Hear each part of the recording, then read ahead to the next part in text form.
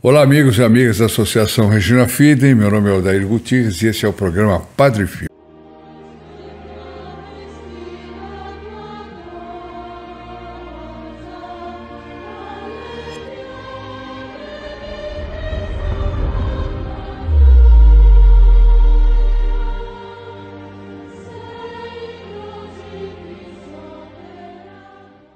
Será que o Padre Pio via tudo mesmo? Tudo? Ele tinha uma clarividência total.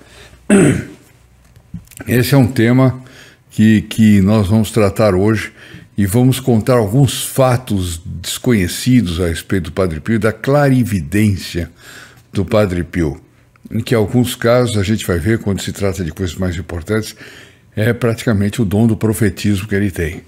Mas eu vou tratar aqui desse livro espetacular que eu já dei para... Opa, tô misturando aqui.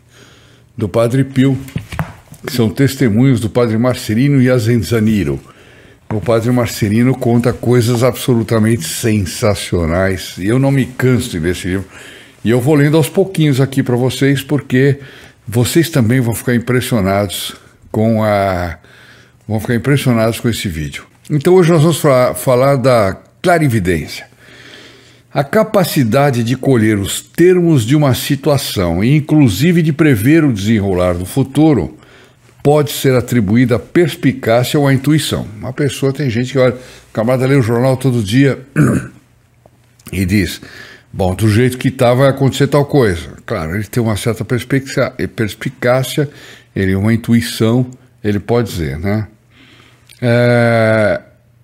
Mas a experiência mística nos mostra que muitas vezes os santos veem determinadas situações, bem como a sua evolução, quer dizer, não com os meios fornecidos pela natureza, mas por revelação de Deus. Quer dizer, os santos sabem o que vai acontecer, porque Deus revela para eles.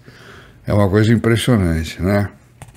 Isso acontecia com muita frequência na vida do Padre Pio, em relação a eventos presentes, passados e futuros. Olha que coisa impressionante. Uma manhã, então aqui ele vai contar um caso desse tipo de clarividência. Uma manhã acompanhou o Padre Pio na sacristia para a celebração da Santa Missa.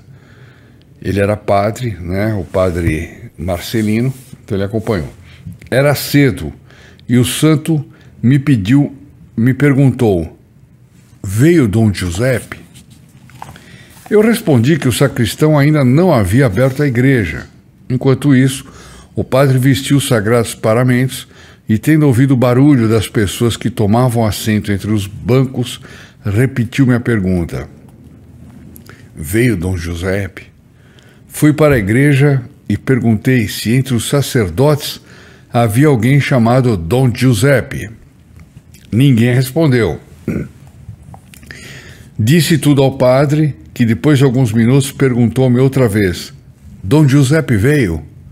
Olha que interessante, situação embaraçosa para outro padre, né?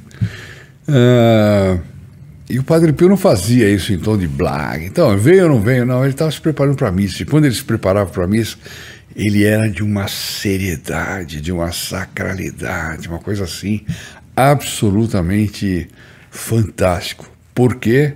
Porque ele se sentia co-associado. Associo-te à minha paixão. Lembram que Nosso Senhor disse isso quando colocou os estigmas no Padre Pio? Então a missa, ele estava se preparando para ir para o Calvário, né? Dessa vez, tive mais sorte na minha busca e levei o sacerdote para a sacristia. Assim que apareceu então o Dom Giuseppe. Assim que ele entrou, o Padre Pio mandou que se aproximasse, abraçou-o e foi para o altar. Depois da missa, Dom Giuseppe disse que estava surpreso que o santo o tivesse procurado, pois ninguém o podia ter informado, visto que ele não havia dito a ninguém de sua vinda a San Giovanni Rotondo. Eu não me surpreendi. Nós, frades, estávamos acostumados a acontecimentos desse tipo. Isso era o dia a dia do Padre Pio, né? Dom Giuseppe desejando-me um bom Natal em dezembro de 1996, lembrou desse episódio e agradeceu, aspas, o favor especial que havia recebido através da minha pessoa. Mas, na realidade, eu não tinha feito absolutamente nada por ele. Era o Padre Pio que mandou chamar. Pode surpreender que o Padre Pio pudesse manifestar esse carisma mesmo nas coisas mais simples e comuns, mas isso acontecia com frequência. Ou seja, era nas coisas simples, comuns, não é que ele precisava de grandes momentos de previsão, de clarividência, de visão, não. Era o dia a dia. Nós vamos ver aqui uma série de fatinhos do dia a dia. É uma delícia ler essas histórias do Padre Pio, é uma delícia. Um dia, Rosa Albina Valente trouxe de Rode Garganico, que é um vilarejo lá, uma bela maçã e deu-a para o padre Vicenzo de Montemarano para que ele entregasse pessoalmente ao Padre Pio. Então ela levou uma maçã de presente. Ao meio-dia, o porteiro manteve a palavra e, aproximando-se do padre, sentado no seu lugar do refeitório, colocou a maçã sobre a mesa. O padre olha e diz: essa vem de Rode, ou Rodi. O singelo padre Vicenzo confirma rindo e nada surpreendido pela afirmação do santo, porque ele olhava as coisas e via, né, de onde via, nas coisas básicas. Tem uma das videntes, eu acho que é Ana Catarina Emmerich, que não sei se foi canonizada recentemente, que ela olhava para uma relíquia, mesmo uma relíquia de um santo que não sabia, não tinha origem, não sabia de que santo era, e dizia, não, isso aqui é de São Tal. Ela tinha essa capacidade. Terceiro caso que eu vou contar aqui para vocês. Eu contei 1, 2, vou contar o terceiro. Giuseppe Cassano, de San Giovanni Rotondo, tinha marcado a data do casamento e foi ao convento comunicá-la em primeiro lugar ao Padre Pio. Olha só que interessante, né? O Padre Pio, as pessoas tinham necessidade, aqueles que eram mais íntimos dele, que tinham mais facilidade de falar com ele, etc. Aconteceu comigo, eu vou lá contar para o Padre Pio em primeiro lugar, né? Eu acho que eu faria a mesma coisa se eu tivesse o Padre Pio aqui. Puxa vida, que falta me faz o Padre Pio. Não faz para você também? Você não sente falta do Padre Pio? A gente sente saudades sem tê-lo conhecido pessoalmente. Às vezes a gente sente saudades de algumas coisas que a gente não viu, né? Eu tenho saudades do Padre Pio. Então lá foi o Giuseppe e disse: padre, vou me casar no dia 12 de setembro, festa do Santíssimo Nome de Maria. O Padre Pio respondeu: não, você se casará no dia 8 de setembro, festa da Natividade da Beata Virgem. Mas já estava tudo marcado, na igreja, tudo. O rapaz ficou surpreso com as palavras, mas não disse nada, já estava tudo marcado. Quando chegou em casa, sua mãe lhe diz: olha, sua prima resolveu casar-se no dia 12 de setembro, e visto que a maioria dos convidados são os mesmos, temos que mudar a data. Acho melhor escolhermos o dia 8 de setembro. Quer dizer, Giuseppe não se opôs, afinal o Padre Pio já lhe havia dito. Quer dizer, é das menores coisas, porque isso aí não é uma previsão de uma grandeza absoluta, não é um fato cotidiano. Outro fato interessante, o Dr. Angelo Ruzzi, médico de Tolve, outra cidade lá da Itália, nos conta com prazer seu primeiro encontro com o Padre Pio. Olha só que interessante isso aqui. Ele havia ido a San Giovanni Rotondo no final da década de 30 para ficar alguns minutos. Para ficar alguns dias.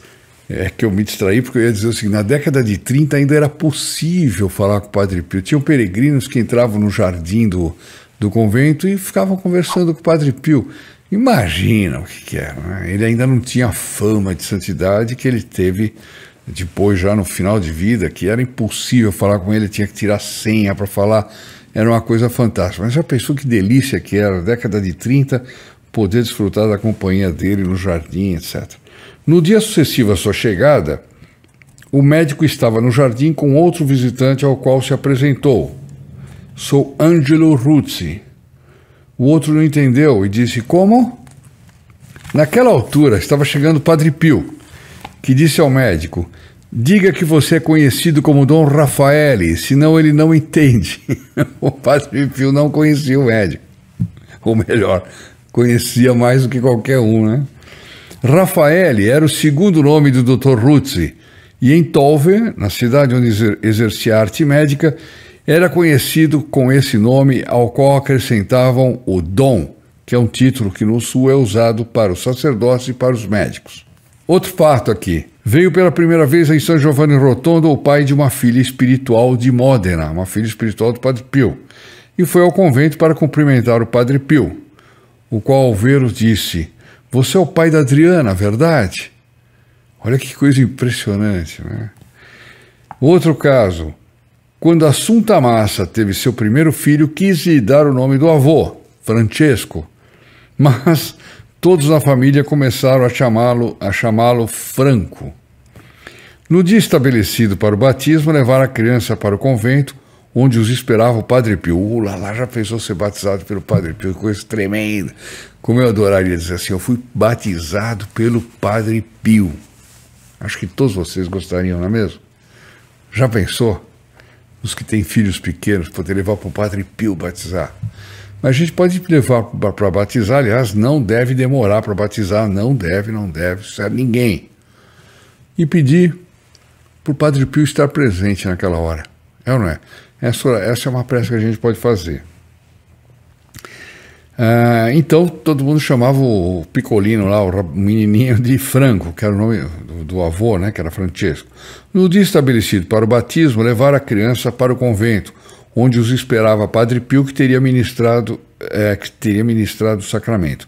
Disseram ao santo que teria se chamado Francesco. Bom, o padre, após ter terminado a água na cabeça do batizado, acariciando com a mão chagada, olha que graça, a cabeça da criança, quer dizer, ele já tinha batizado de Francesco, tudo bem, né? Mas ele brincou e disse assim: Francolino lindo, Francolino lindo.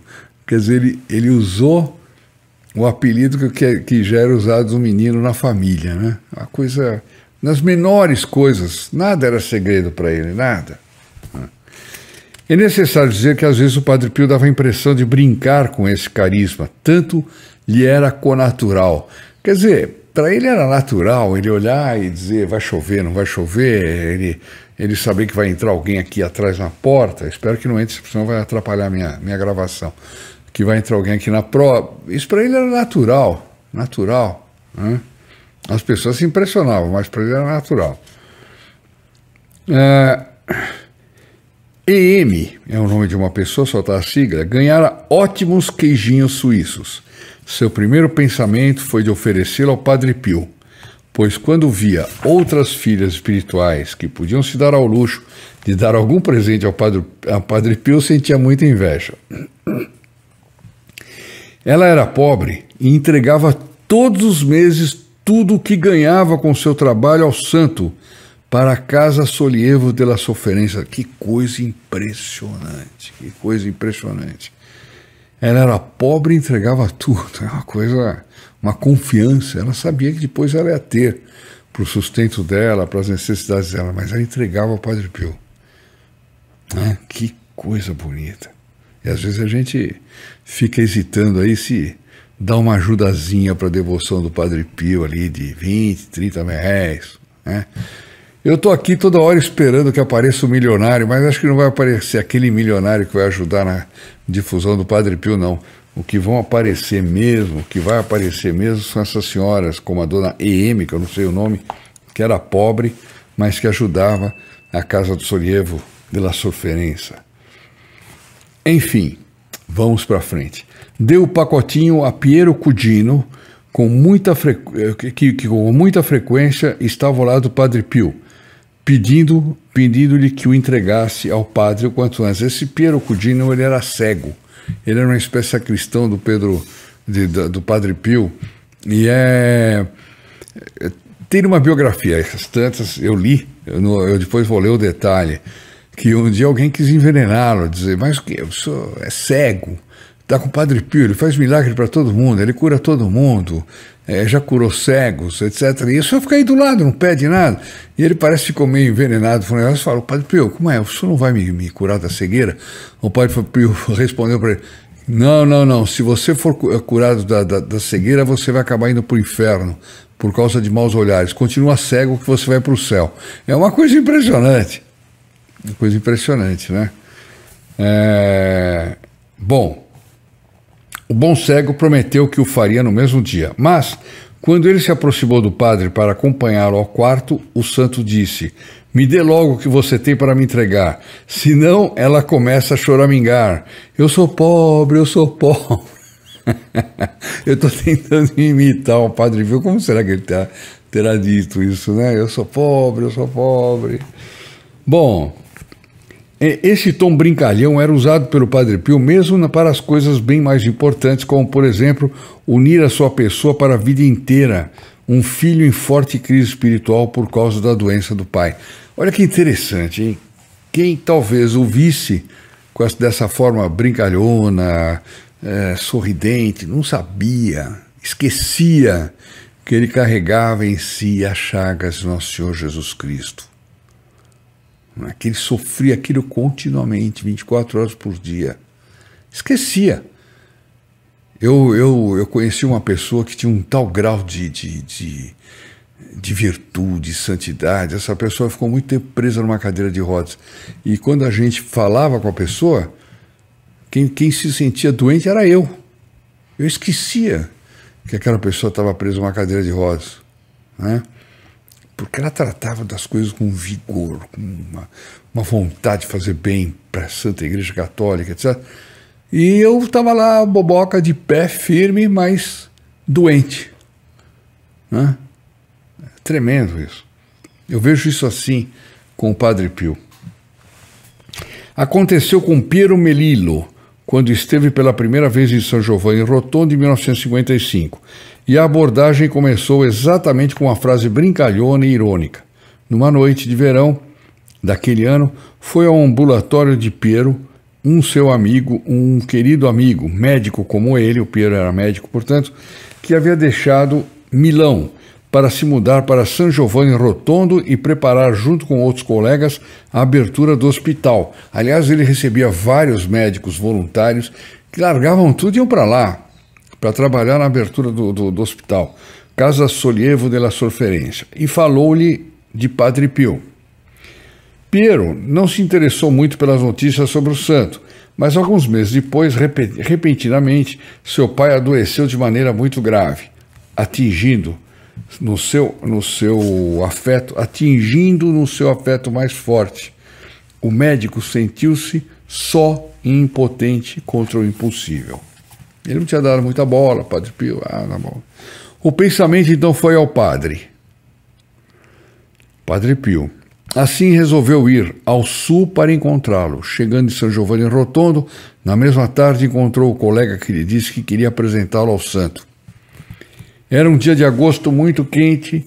Chegados ao convento, os dois dirigiram-se para o terraço, onde encontraram o Padre Pio, que tomava um pouco de ar, levemente refrescado pela brisa da noite. O Padre Pio ainda tinha tempo, né? Coitado, mal sabia ele que depois teria passar 14, 16, 18 horas no confessionário, né? Concedendo-se, assim mesmo, Padre Pio, um breve recreio junto com alguns co-irmãos e amigos. Piero ajoelhou-se para beijar-lhe a mão, e ao levantar-se, continuou a olhar, encontrou o olhar do padre, que fitando-lhe, pediu-lhe, de onde você é? Quer dizer, ele abaixou para oscular a mão do Padre Pio, se ajoelhou. Aliás, ninguém mais oscula, já falei outro dia, ninguém mais oscula a mão de padre, né? De sacerdote. É bárbaro, mas enfim. E quando ele levantou, ele encontrou o olhar do Padre Pio. Imagino que era encontrar o olhar do Padre Pio. Que maravilha, né? De onde você é? O Padre Pio perguntou ele. Quase com orgulho, o médico respondeu. De Milão. O santo fitou de novo e acrescentou um pouco irônico. Ué, oriundo. Amanhã você me explica o que veio fazer aqui. Mirílio ficou transtornado. Havia quase esquecido de ter nascido em Trani, na Puglia. Ali havia passado somente os primeiros 10 dias de sua vida. Aquele oriundo, dito pelo Padre Pio, que com certeza nunca tinha lido sua certidão de nascimento, fez com que Piero entendesse bem as qualidades carismáticas do santo. Ele nasceu, eu, por exemplo, nasci no Ipiranga. Logo em seguida fui levado para casa dos meus avós, dos meus pais, na Vila Madalena na época, né? E eu às vezes tenho a tendência a dizer, de onde você é? Sou lá da Vila Madalena, em São Paulo. Não é, na verdade eu nasci no Ipiranga. São dessas coisas assim, né? E ele também, ele foi levado tão cedo para Milão que ele esqueceu que tinha nascido em Trani, na Puglia, né? Mas o Padre Pio viu isso é que é impressionante. É como se o Padre Pio visse os detalhes. Não, você nasceu em tal lugar, mas depois foi levado para tal outro. É impressionante. Na tarde do dia seguinte, encontrou-se no confessionário frente ao Padre Pio, ao qual falou da doença de seu pai. A partir daquele dia, o padre manteve Piero ao seu lado, tanto que ele, além de colaborar todos os meses gratuitamente no hospital, ele era médico do Padre Pio, estabeleceu em San Giovanni Rotondo a moradia de verão para sua família. Tudo isso aí para poder ficar mais próximo do Padre Pio. Hoje nós vamos parando por aqui. Pedimos a todos que não deixem de compartilhar, não deixem de dar like, não deixem de curtir, não deixem de seguir. E fiquem agora com a bênção do Santo Padre Pio e com a Ave Maria que nós rezamos por todos os que estão inscritos nas nossas redes sociais. E essa Ave Maria é importante, ela está crescendo, todo mundo vai sentindo o efeito disso, não é mesmo? Então, fiquem com a Ave Maria e depois com a bênção do Padre Pio e até a próxima. Ave Maria, cheia de graça, o Senhor é convosco. Bendita sois vós entre as mulheres e bendito é o fruto de vosso ventre, Jesus. Santa Maria, Mãe de Deus, rogai por nós, os pecadores, agora e na hora de nossa morte. Amém. Em nome do Padre, do Filho e do Espírito Santo, così sia. Saudade Jesus Maria e boa jornada.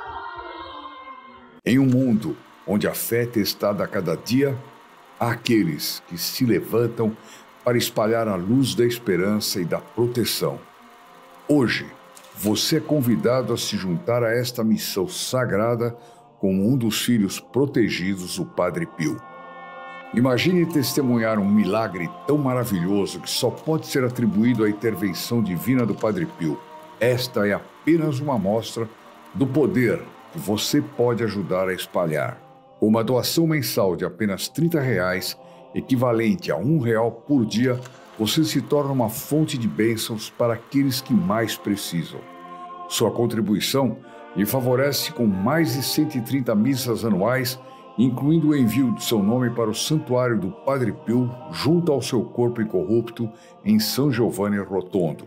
Seu nome será levado até lá e será colocado sob o corpo incorrupto do Padre Pio, onde será abençoado pela proximidade do grande santo. Mas há uma urgência em agir agora. Não deixe que as forças contrárias à luz o impeçam de receber essas bênçãos. Faça sua doação agora e abra as portas para um fluxo contínuo de graças e proteção. Cada centavo investido será como uma prece pedindo ao Padre Pio que coloque você, sua vida e seus entes queridos sob sua intercessão. Não perca esta oportunidade de fazer parte de algo verdadeiramente extraordinário. Clique no link abaixo e faça sua inscrição agora mesmo. Juntos, podemos espalhar bênçãos e proteção a todos que buscam ajuda e proteção espiritual. Junte-se a nós nesta família de fé e transformação. Agradeço desde já por sua generosidade e confiança.